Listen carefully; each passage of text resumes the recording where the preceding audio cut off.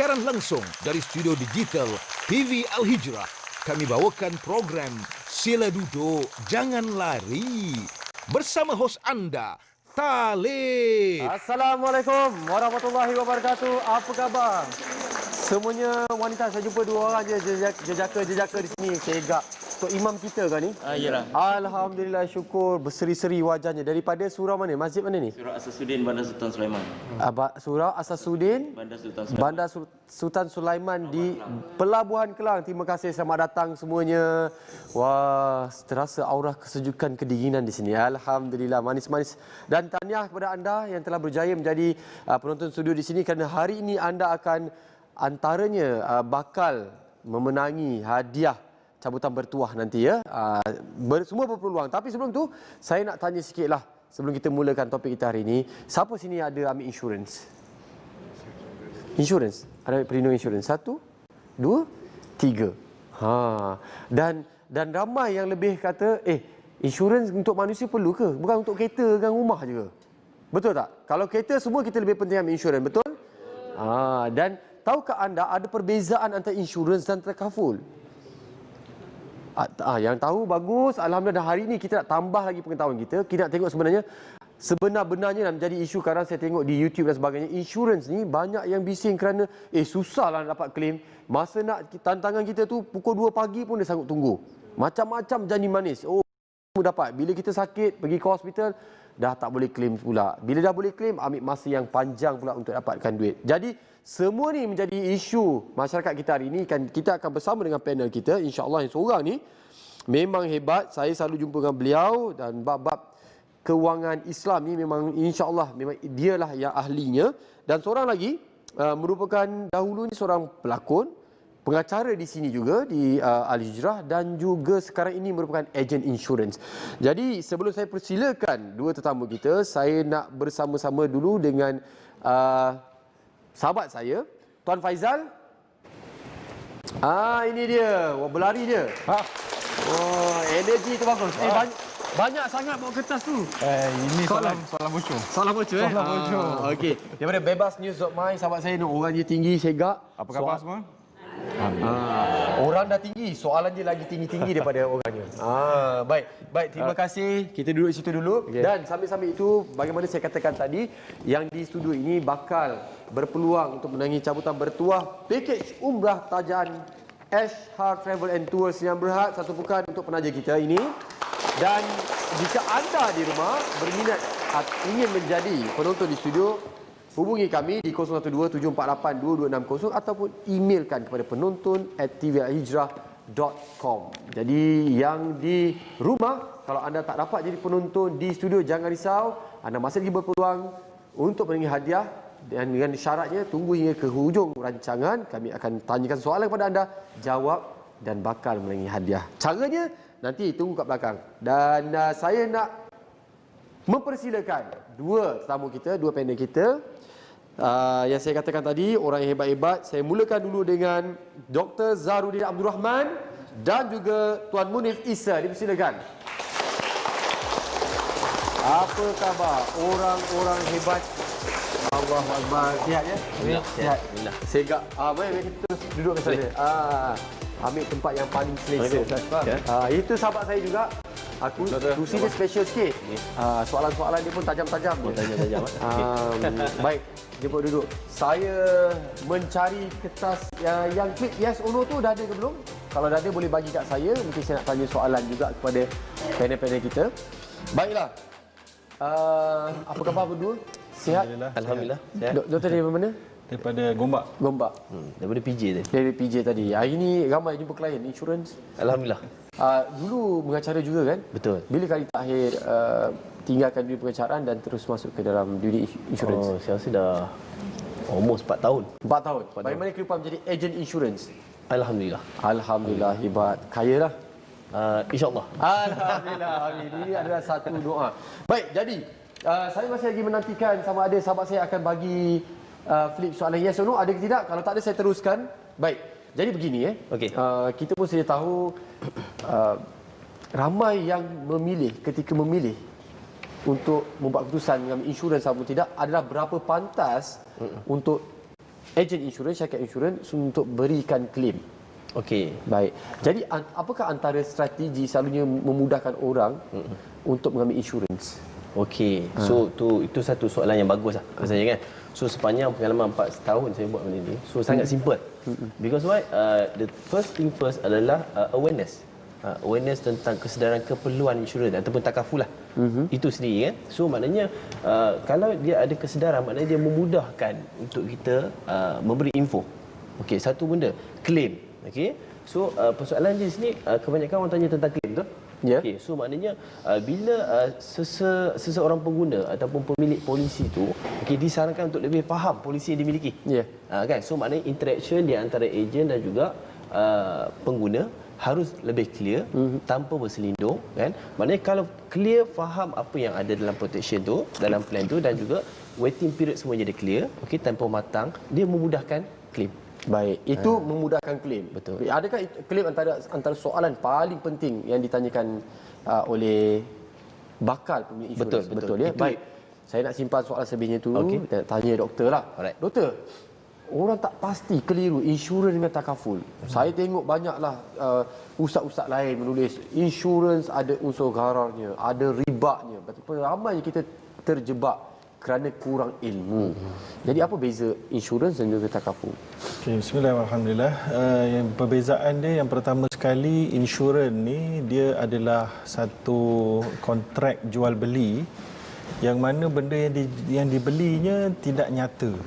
Demikian menurut persidangan ulama fiqh sedunia yang telah pun memutuskan bahawa atas sebab itu wujudnya gharar. Maknanya kalau kita beli periuk, kita tahu kita beli RM300 dapat periuk.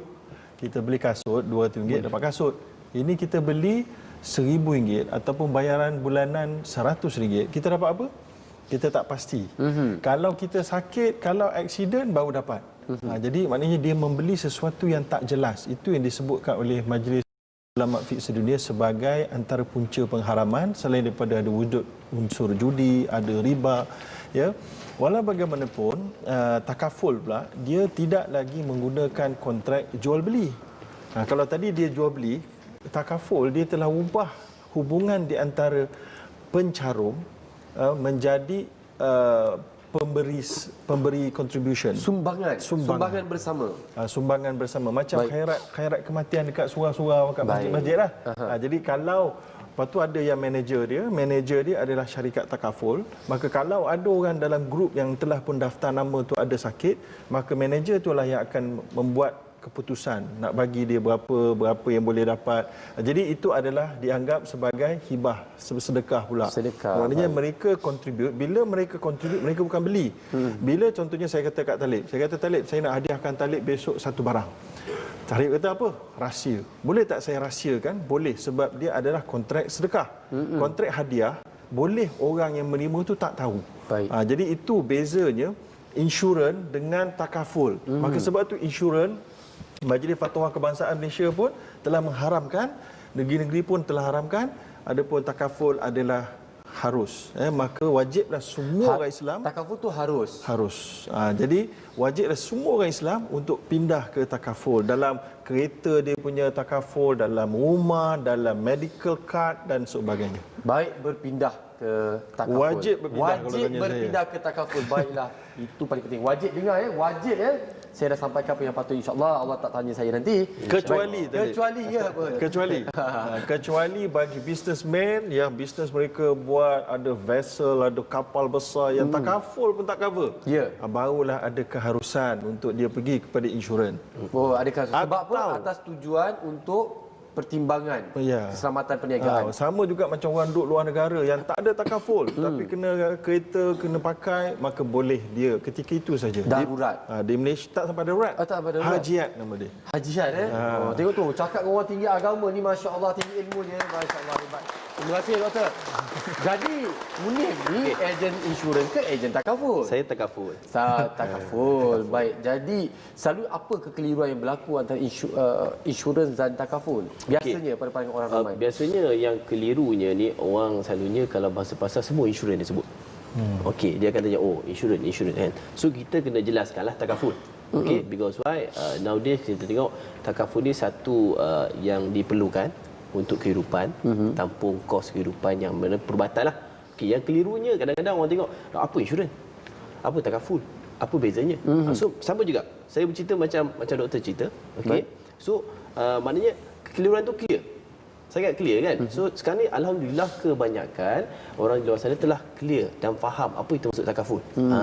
Dan So senanglah kita nak buat. Isu cabaran ni biasanya bila kita tengok macam saya sebagai yang mengambil insurans mencarum, masa terima tu tebal. Jadi nak membaca semua memang tak tengok sangatlah. Biasanya bila ejen insurans datang, Cik Talib jangan risau, saya kat sini, saya kat sini, saya kat sini.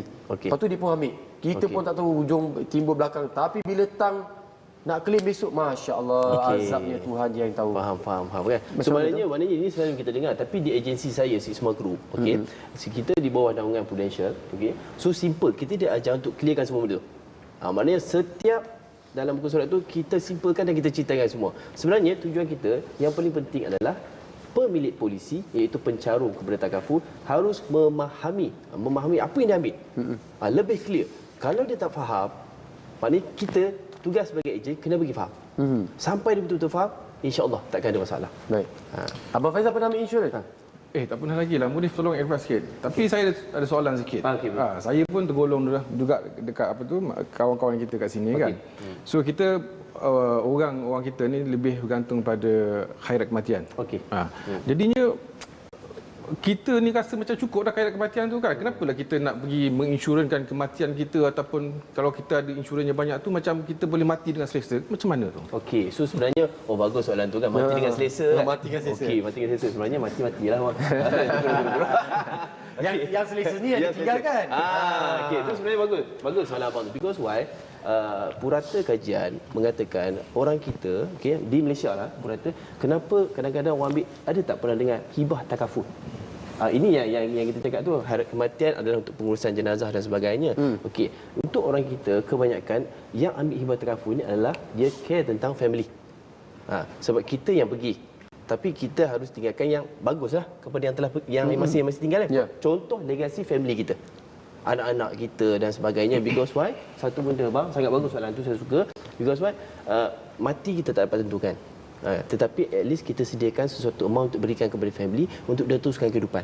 Betul doktor? Tapi doktor, macam tu boleh ke dalam Islam? Benda tak pasti tapi kita sibuk nak, macam kita tak yakin pada bahawasanya Allah yang akan uruskan keluarga kita, rezeki dan sebagainya. Okey, kerana itulah namanya takaful. Takaful daripada perkataan kafala, maksudnya saling bantu-membantu. Tahun pun sama-sama juga, maka ada orang yang bantu. Jadi bila pencarum tu meninggal, so jadi kumpulan dia tu akan membantu memberikan daripada hasil collection itu. Hasil collection itu pula dilaburkan sebahagiannya, maka ada keuntungan, maka itu yang menjadi sumber kepada syarikat itu. Itu bertepatan dengan hadis Nabi yang mana Nabi kata adalah lagi bagus kalau kamu mati dalam keadaan kamu meninggalkan warathataka aghnia. Kamu tinggalkan waris kamu dalam keadaan berduit. Yang tidak yatakafafunan nas, yang mereka ni tidak miskin dan tidak meminta-minta daripada manusia. Jadi itu tujuan takaful itu, supaya keluarga yang ditinggalkan tidak meminta-minta dan susah secara tiba-tiba, secara rapid, yang akhirnya menyebabkan pelbagai masalah yang lagi besar. Maka sebab itu takaful itu wujud untuk cover hutang rumah sekali secara lamsam ataupun untuk medical dan seumpamanya. Begitu. Memang ada tak dalam hasil? Tapi doktor, kita tengok juga tadi tu kan, macam apa nama ni, takaful ni dia nampak macam dah jadi satu perniagaan besar-besaran. Dan mungkin Rasulullah tadi maksudkan kita tu berfungsi sebagai masyarakat. Macam mana doktor? Baik, benar, kita boleh anggap bahawa sekarang ni, kerana kalaulah kita nak tengok kepada takaful yang free, maka mungkin kita boleh lihat kepada masjid lah. Itulah yang betul-betul maknanya tidak berorientasikan keuntungan yang besar. Tak ada unsur perniagaan barangkali? Tak ada unsur perniagaan barangkali. Cuma dia punya coverage dia tak besar. Maka peserta dia tak boleh orang daripada kampung sebelah, dari kampung dia saja. Jadi di situlah wujudnya peluang. Yang pertama sekali, peluang untuk menyediakan alternatif kepada insurans yang ada unsur haram tadi. Jadi kalau kita tak buat yang betul-betul besar, yang bagus pengurusannya, maka orang akan pergi pada insurans. Jadi kita kena menjadi fardu kifayah dan menjadi fardu ain untuk menyediakan takaful sebagai alternatif kepada yang haram. Itu satu. Yang keduanya, bila dah ada, kita kena ada orang-orang yang cekap-cekap. sebab dia ada actuarial, dia nak kira macam-macam. Itu semua perlukan kos yang mahal. Maka ia tak bolehlah macam khairat kematian bayar sikit je. Kan sekali je untuk setahun. Kan ataupun yang berapa ringgit je kan, RM10 ataupun RM50. Bagi pun tak ada jadual ikut suka Tak ada jadual. aja. Jadi sebab tu dia dah kena ikut environment business. Baik. Sebab dalam Islam ni ada perkara yang nak jadikan dia berkesan, dia kena diurus secara profesional. Dan dalam dunia kita ni bila nak urus profesional, business. Supaya orang yang duduk dalam tu mendapat reward yang bagus, maka mereka profesional, mereka buat kerja bagus, mereka dapat reward, barulah kerja tu akan profesional. Kalau tidak, jadilah macam lebih kurang.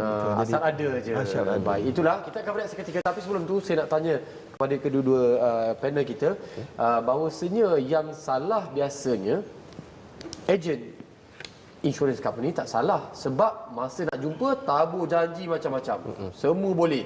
Tapi bila dah ada masalah, hanya tinggal nama saja. Jadi kita akan berehat seketika. Jangan mana, dalam Sila Duduk, jangan lari.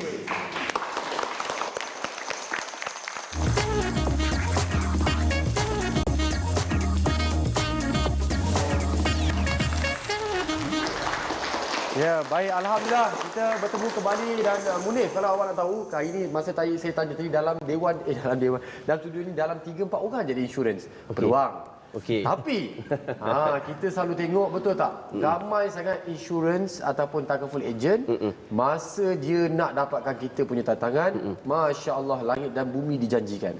Tapi sebelum tu saya nak tanya soalan dulu kepada dua-dua, yes or no. Okey. Anda kena jawab siapa cepat dalam masa 3 saat. Okey. Yes atau no sahaja. Tak ada pilihan. Baik, kita dengarkan soalan ini.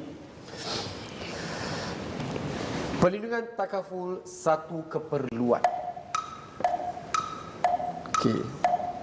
Kadar insurans atau takaful di Malaysia terlalu mahal. Oh, tak mahal Jadi ejen insurans atau takaful masyuk, banyak duit.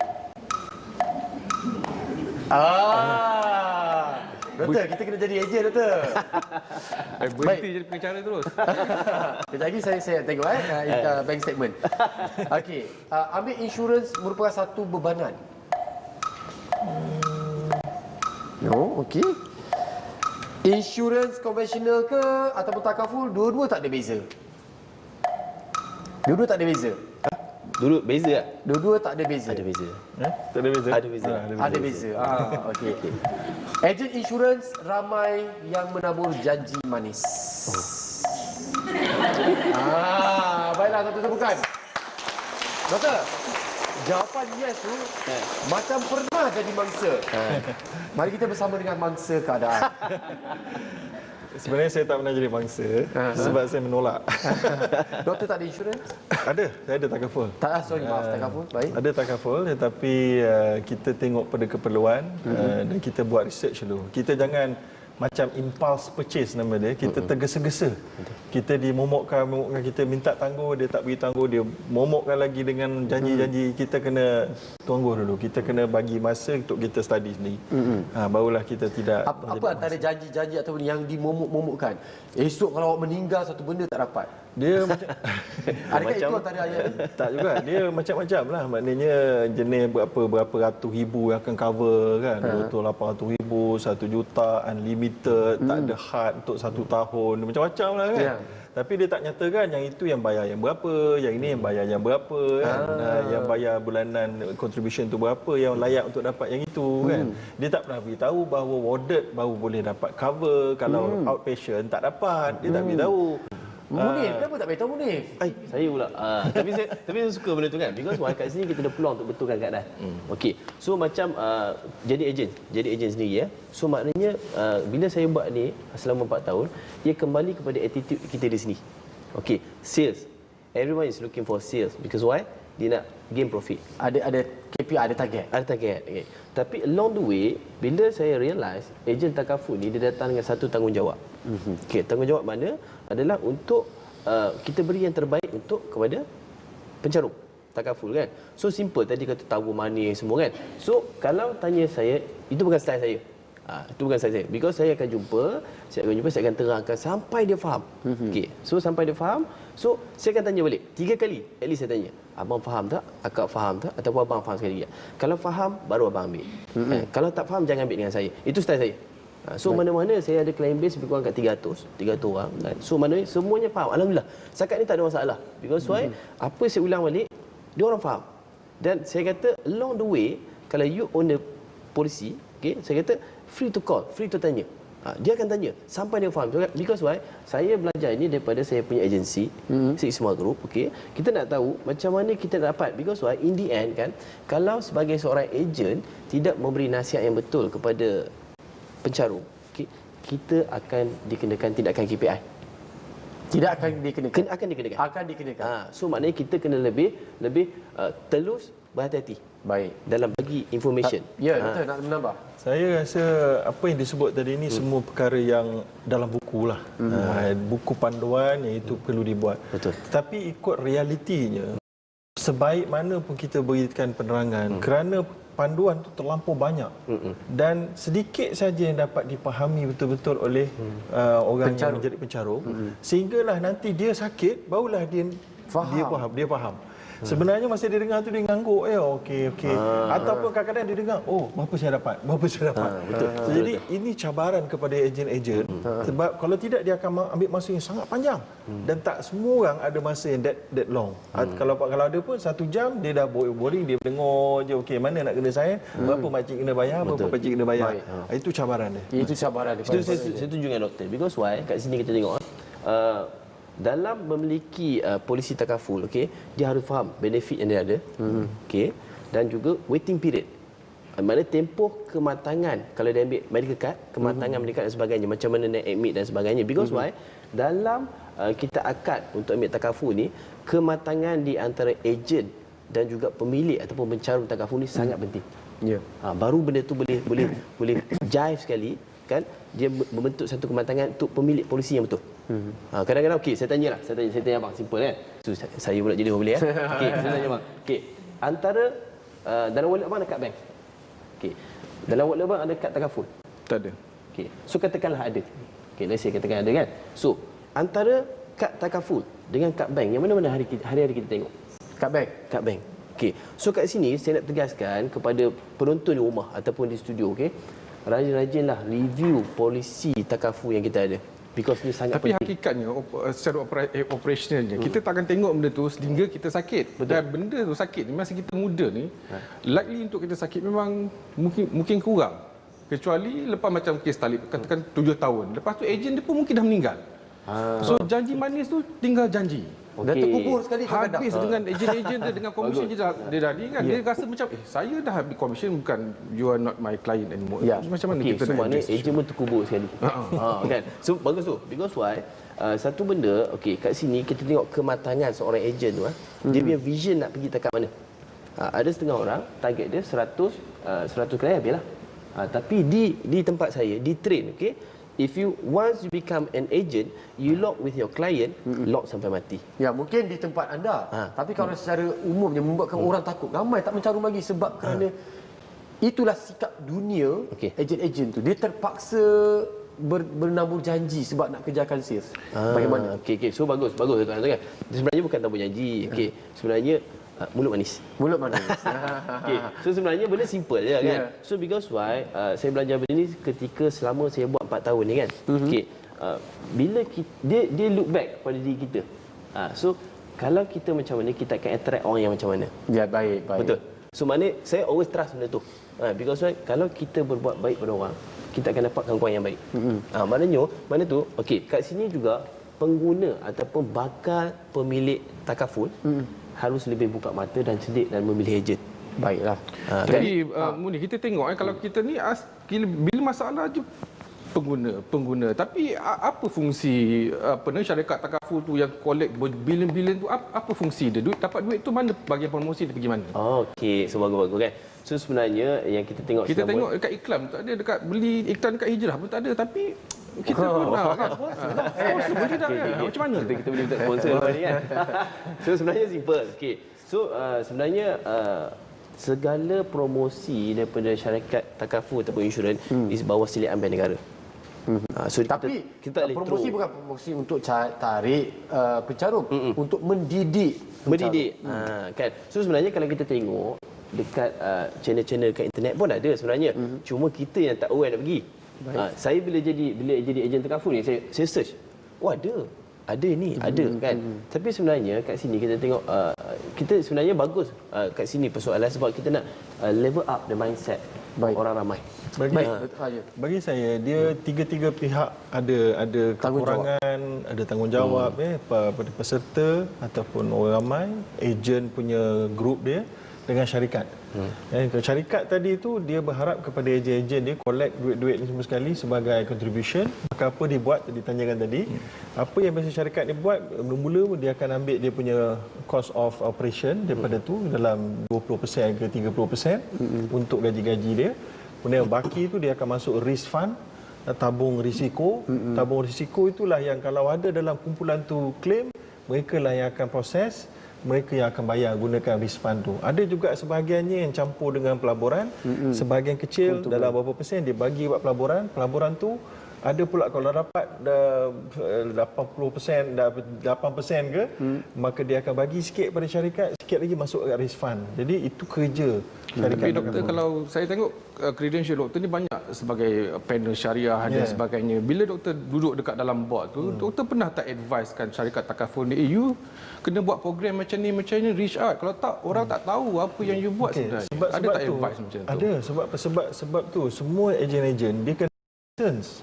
Dia kena ada kelas, dia kena ada ambil exam, sama macam unit trust jugalah. Mungkin itu atas kertas je. Itulah yang patutnya syarikat itu kena ada pantau. Contohnya ada beberapa syarikat yang saya tahu yang dia memang ada sediakan dia punya pejabat, memang dia panggil training, yang training lagi, follow up lagi. Jadi itu adalah perkara yang mereka nak buat. Tapi sudah tentulah ada kelemahan sana sini kan. Termasuklah orang ramai yang terus melenting, ada saja apa-apa yang dia rasa tak boleh claim, dia anggap ini satu penipuan. Padahal kadang bukan penipuan, tapi kamu sendiri yang menipu. Sebab apa? Kadang-kadang bila takaful punya ejen tu beritahu, dia beritahu apa penyakit-penyakit dulu kena ingat, kena sebut, kena isytihar. Dia tak mau isytihar. Sebab bila isytihar penyakit yang dulu, yang kronik, tak dapat takaful ataupun dikecualikan daripada coverage. Tapi dia tak nak isytihar sebab dia nak suruh cover juga. Tiba-tiba bila sakit balik, pergi claim, tak dapat sebab ada data-data tu. Sejarah tu. Jadi ada kalanya pesakit ataupun orang itu sendiri bermasalah, ada kalanya ejen bermasalah, ada kalanya syarikat bermasalah. Tepat sekali. Itu dia satu penjelasan. Saya rasa kita kena ambil cakna. Dan doktor, sebelum kita berehat, kita nak tanya doktor ni, takaful sebenarnya tak ada beza dengan insurans, hanya tukar kulit saja. Jadi doktor boleh simpan jawapan tu. Kita akan kembali selepas ini dalam Sila Duduk, Jangan Lari.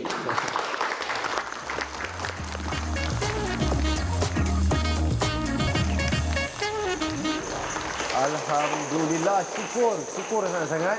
Baiklah, tadi saya dah tanya doktor, soalan tu saya simpan dulu. Tapi sebelum tu saya nak tanya soalan kuis terlebih dahulu ya. Baik, dia ada pilihan A atau B saja. Okey. Tak ada jalan selamat ya. Okey. Tak boleh lari ni. Tak boleh lari, jangan dah tulis besar-besar, jangan lari. Duduk je dan diam. Okey. Baik. Instagram atau Twitter? Instagram. Android atau iOS? iOS.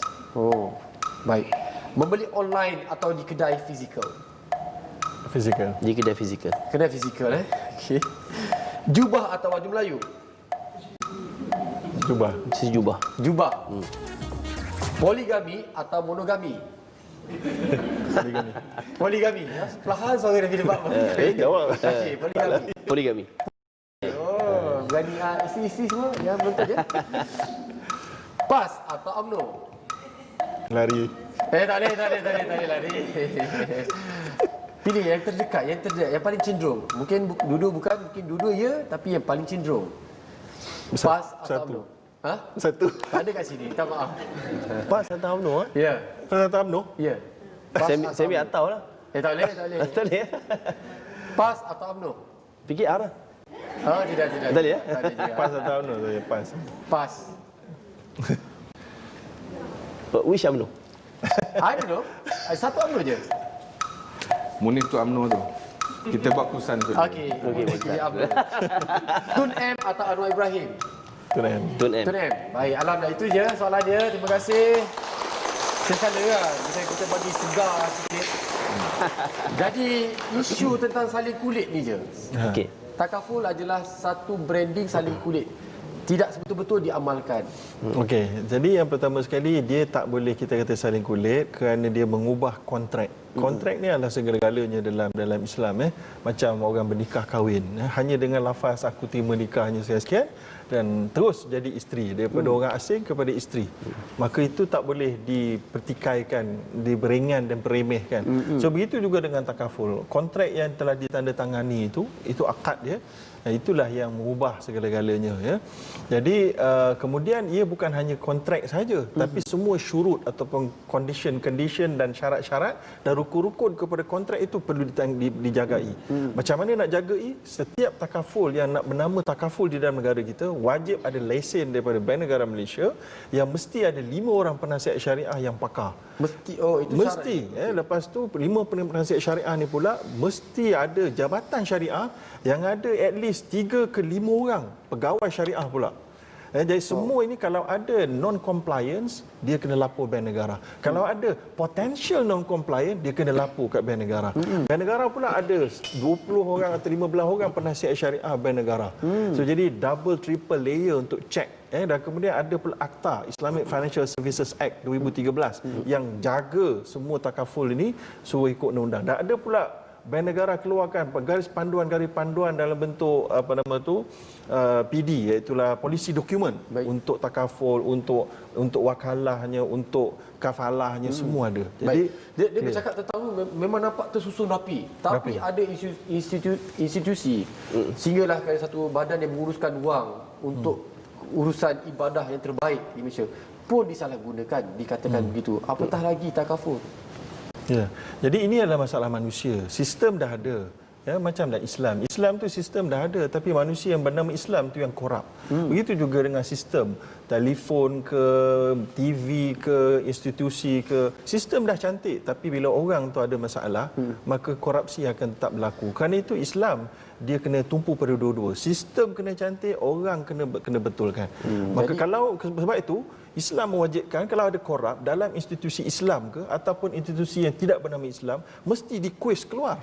Tidak boleh didiamkan atas nama nak menjaga Islam. Tak boleh. Menjaga Islam ada dengan cara unsur akhaka zaliman aw mazluman. Tolonglah saudara kamu yang zalim dan yang dizalimi. Dengan mengeluarkan mereka, membersihkan daripada segala kekotoran institusi itu dengan cara orang itu dikeluarkan. Walaupun dibuat secara publicity ke tak publicity, kedua-duanya ada positif dari sudut Islam. Baik, alhamdulillah. Yang melakukan kezaliman dan juga dizalimi. Okey, Munif, bak kata macam Abang Faizal ni, saya tengok dia belum ada insurans. Agak-agak lah insurans takaful bernafsu tak untuk mengambil sebagai pencarum. Dia perkataan bernafsu tu bahaya bang.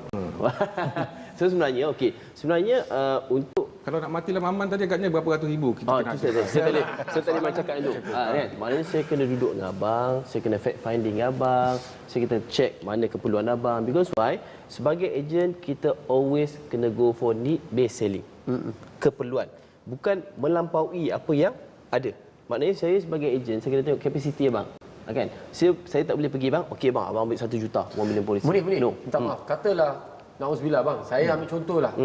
Pencarum tu awak nak duduk berdua nak tanya, lepas tu dia memang ada penyakit. Dia mengaku dah. Okey. Oh, takkan dia ambil dalam pencarum. Dia bagus soalan tu. Because why? Dia ada certain penyakit yang bila declare tak mungkin akan dapat kerana ada contoh. Okey, contoh diabetik, kencing manis. Kencing manis akan membawa kepada penyakit-penyakit yang lebih kronik. Tapi dia nampak macam takaful ni dia mengambil risiko. Ni risiko kepada syarikat aku ni. Tapi doktor, kalau kata dah saya ni penyakit dan sebagai Islam, saya mampu nak bagi duit. Saya mampu nak menyumbang. Apa salahnya? Baik, saya setuju dengan pandangan itu. Malah saya sendiri pernah dan selalu menegur kepada syarikat-syarikat takaful dalam konferens takaful bahawa mereka patut menyediakan satu tabung khas yang tidak boleh digabung dengan tabung yang lain. Dia tabung risk fund ni tadi untuk orang-orang yang patutnya naturally sihat.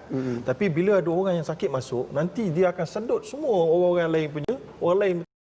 So jadi kalau nak kumpulan yang macam tu, patut ada satu tabung khas untuk kumpulan ni, dan duit tabarok dia pun, tabarok tu artinya duit sumbangan dia tu pun kena lebih besar. Dan jadi siapa nak masuk, siapa tak mau tak payah. Kan? Tapi mereka masih belum bertimbangkannya kerana bila takaful ni dia tak kuat sangat tau. Dia masih kecil di Malaysia ni. Takaful ni pula dia kena takafulkan takaful dia. Faham tak? Macam mana tu? Syarikat takaful tu dia kena mentakafulkan diri kepada yang lain. Contohnya saya cover, saya jamin Talib. Rupanya saya pun kewangan pun tak pemantau. Baik. Saya pun kat minta, ya tolong ni kau tolong cover aku kalau ada masalah, aku bayar sikit, kau bayar sikit. Itu namanya ritakaful. Ritakaful. Syarikat ritakaful di Malaysia tak cukup besar. So jadi ini yang maknanya, sebab tu kadang-kadang bukan syarikat takaful tu yang tolak untuk klaim tu. Kadang-kadang ritakaful tu yang tak mau. So jadi dia panjang. Adakah disebabkan itu juga rupanya, alah ni kes-kes terpencil ni kita delay lah payment you ni lambat sangat ni, kita reject lah. Adakah itu disebabkan rejection itu juga dipengaruhi oleh faktor-faktor kewangan dan risiko-risiko tadi tu oleh syarikat? Maknanya klaim-klaim ke apa? Okay. Ada tak elemen tu? Pernah ada situasi macam tu? Ditolak sebab kita nak mengurangkan risiko dia tu. Oh, ini kita boleh delay. Baik, setakat sepaham saya pernah duduk dekat penasihat syariah di Ritakaful. Apa yang berlaku, syarikat ni sedang bermasalah kewangan. Tapi bila ada klaim, contohnya klaim yang besar. Klaim ni adalah klaim di syarikat di Thailand. Dia ada kilang tu. Kilang dia tu ditakafulkan.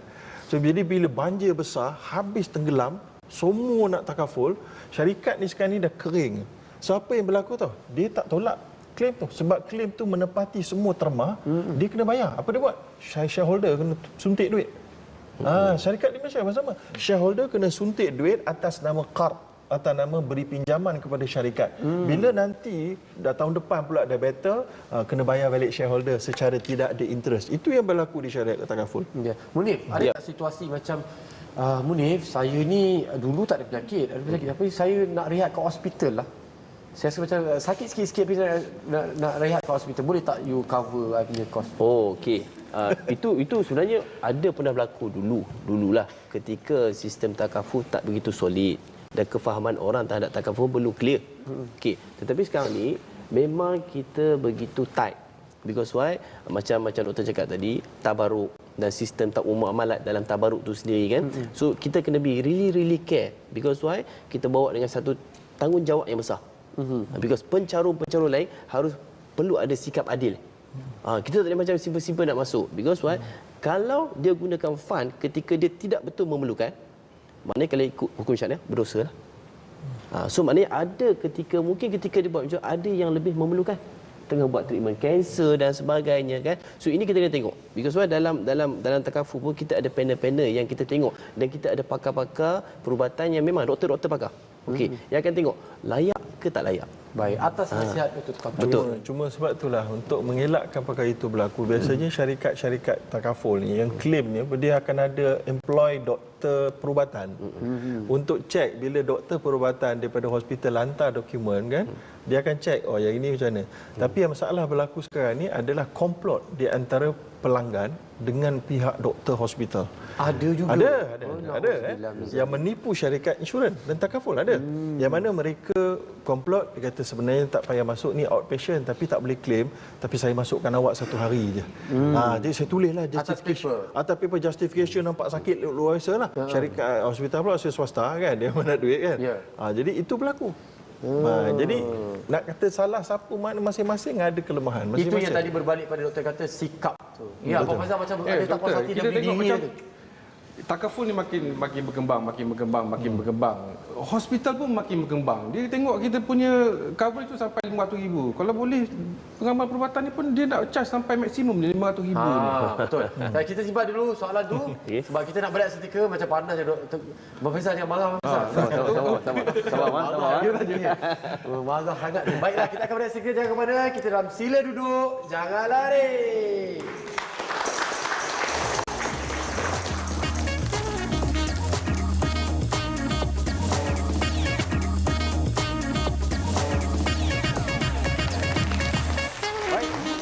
Syukur. Abang Faizal. Yap. soalan tu kita simpan. Dia makin membara ni. Sebelum terbakar, kita tanya. So, ringkaskan soalan dia, doktor. Kita tengok macam nyawa manusia ni dah jadi mesin ATM. Bagi setengah-setengah pengamal perubatan ataupun bukanlah mungkin apa ni pusat perubatan. Kita tengok, 500,000 ni kita nak keluarkan maksimum. Kalau boleh 499,099 sen. Macam mana? Itu yang maknanya dia masalah manusia lah. Jadi kadang-kadang pesakit tu pun tak tahu. Ada yang mungkin ada komplot dengan pesakit. Ada yang hospital tu sendiri. Dia saja je dia cakap, okey, ni buat kamu kena buat MRI, scan. Padahal tak perlu. Tapi dia saja nak boleh bagi claim kan, kena buat X-ray lagi, X-ray tu, kena buat ini, kena buat itu. Jadi semua lab testing ni semua mahal. Walaupun kadang-kadang tak perlu, maka dia nak seolahnya orang tu dia nak buat semua scan. Padahal tak perlu. Jadi supaya dia dapat claim sebanyak mungkin daripada pihak syarikat takaful. Jadi ini adalah satu kesalahan lah. Jadi kalau ada dapat dikenal pasti, maka perlu dilaporkan kepada pihak berkuasa lah. Sama juga kalau ada masalah berlaku di syarikat takaful atau insurans, tuan-tuan dan puan-puan mesti lapor kepada Bank Negara Malaysia. Bank Negara ada tempat untuk melapor dia, telefon dia. Sama juga macam tuan-tuan nak beli kereta, tiba-tiba syarikat kereta tu kata nak beli kereta ni wajib ambil insurans yang ini. Kata saya nak takaful. Tak boleh encik, kena insurans. Kuat cakap itu lapor Bank Negara. Sebab tak boleh syarikat kereta tu mewajibkan kena ambil satu jenis insurans atau satu jenis takaful. Kita bebas ambil sendiri. Sebab mereka nak dapat, sebab mereka ada panel dia. Jadi kita tak wajib untuk ni. Cakap kalau gitu saya pergi kedai lain lah. Kalau tuan-tuan cakap gitu mesti dia kata nanti encik kita telefon somebody. Boleh dia tiba ni. So jadi kewajipan bagi kita mencari yang takaful itu. Yes. Ya, baik. Jadi tadi saya tambah sikit. Because why? Kalau berlaku benda-benda ni di sekeliling kita kan, kita ada channel betul macam Dr. cakap tadi. Direct go to the Bank Negara Malaysia Tribunals. Terus buat report kat situ. Kan? Sama ada kesalahan manusia ataupun entiti organisasi, boleh terus ke sana terus. Kan? So maknanya kita ada channel yang betul kan. Saya harap gunakan channel yang betul. Kan? Because why? Kalau yalah sekarang tengok viral cepat dan sebagainya. Why not kita ambil satu tindakan yang betul terus ke channel yang buat betul. Pada saluran yang tepat lah. Tapi kalau macam Munif seorang yang pengalaman, ada ilmu tentang takaful dan sebagainya, apa nasihat Munif untuk bantulah orang lain yang tak pernah ambil takaful ni supaya tidak tertipu? Apa benda kita kena tengok? Kena tengok apa dulu? Apa yang penting kita kena baca? Okey, satu benda ini betul. Ini sangat penting untuk kita memiliki polisi. Satu, tengok pada kemampuan kapasiti kita. Itu keuangan kita. Okey. So, satu lagi tengok pada keperluan kita. Takat mana kita nak ambil tu kan. So kalau kata because why, kalau kita tengok ratio seorang manusia hidup normal, dia akan mencari income yang lagi tinggi, lagi tinggi. Katakan kita start pada point A, baru bekerja. Income baru 2,000 lah kita kata kan. So okey, simple thing. Kalau nak ambil, okey, ini calculation yang betul lah. Okey, kalau income 2,000, maximum contribution per policy is 10% from your income. RM200. RM200. Okey. Might be kita boleh slide goes down 5%. Dah cukup buat masa tertentu. RM1. Untuk permulaan. And then because why? Kita kena tahu hayat polisi takaful ini perlu direview setiap 3 ke 4 tahun. Maksudnya okey. Because why? Setiap plan yang kita ambil tu, okey, diplankan ataupun diwujudkan mengikut kadar kos perbuatan masa tu. So maknanya bermaksud premium atau ansuran bulanan tu boleh jadi naik lagi. Maknanya kita boleh naik lagi nanti. Maka plan tu naiklah. Naik juga. Benefit dia lebih juga lah. Baik begitu. Itu paling penting. Baiklah. Jadi kepada doktor, apa kita boleh nasihatkan mencari yang wajib ni? Apa tadi tu tengok supaya tak tertipu. Tapi ini yang mencari yang wajib ni, apa perlu kita tahu? Apa perlu kita tanya? Baik, yang pertama sekali yang saya ingat menurut statistik AKPK bahawa orang Malaysia ni paling banyak yang terjebak dalam masalah kewangan. Yang pertama adalah kerana tidak ada ilmu pengetahuan urus wang. Yang kedua, punca paling besar adalah perubatan punya kos.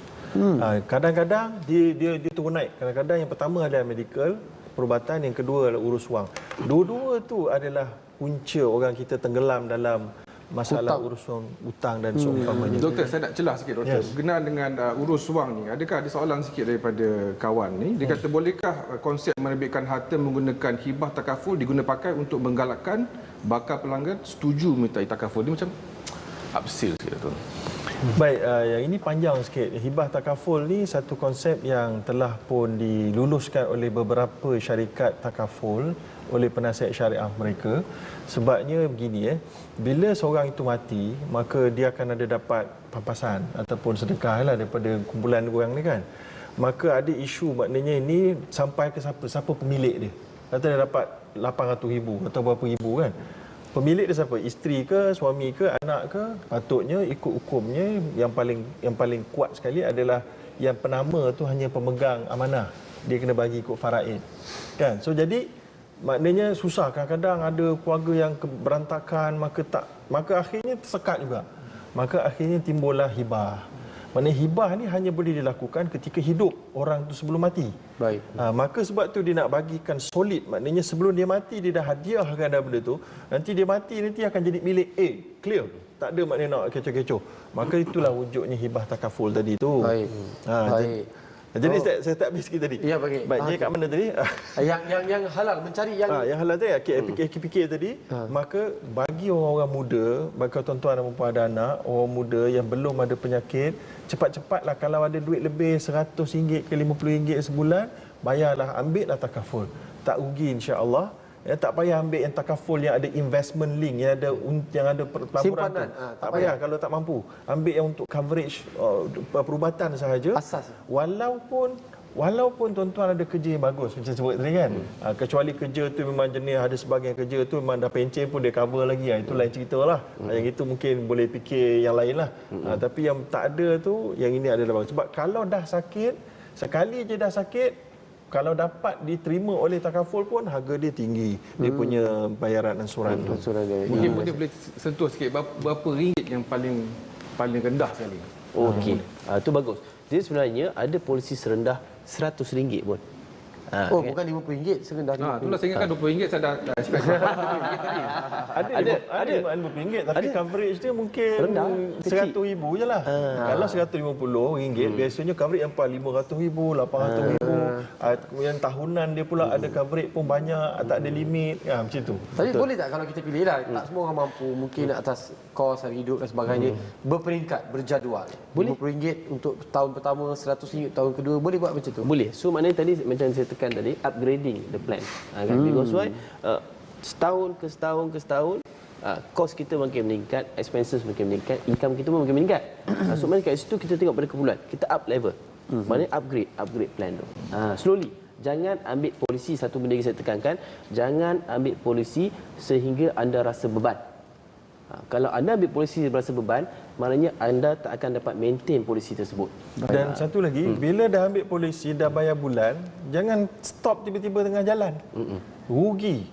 Dan bagi orang yang tak boleh claim tu, kadang-kadang sebab dia tak bayar beberapa bulan, sebab tu dia tak boleh claim.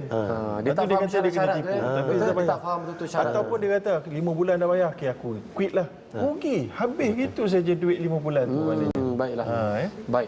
Jadi itulah dia. Terima kasih alhamdulillah atas perbincangan ini, cukup betul membuka tingkap ataupun jendela kita tentang inilah dunia insurans, inilah dunia takaful, yang mana keperluan dan yang mana kepentingan untuk kita. Dan sebelum itu saya nak kongsikan kepada anda penonton di rumah yang menanti-nantikan soalan untuk cabutan bertuah kita. InsyaAllah cara penyertaannya adalah pertama, nyatakan 3 perkara mengenai program Sila Duduk Jangan Lari. Contoh macam hari ini, panel kita handsome-handsome, misalan kata.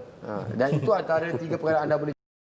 Dan jawab soalan terkumpul. Soalan kita minggu ini, apakah rukun yang ada dalam haji tetapi tiada dalam umrah? Saya ulang, apakah rukun yang tiada dalam haji tetapi tiada dalam umrah?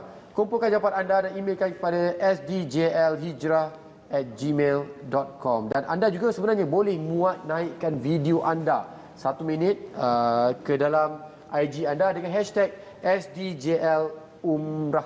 InsyaAllah tajaan umrah kita daripada Ashar Travel and Tours yang berhad. Jadi sekali lagi jutaan terima kasih kepada Doktor dan Jum Munif dan juga Tuan Faizal, Tuan Rizal dan semua para penonton semua. Terima kasih banyak. InsyaAllah mudah-mudahan ada rezeki ada umur. Kita jumpa lagi dalam Sila Duduk Jangan Lari.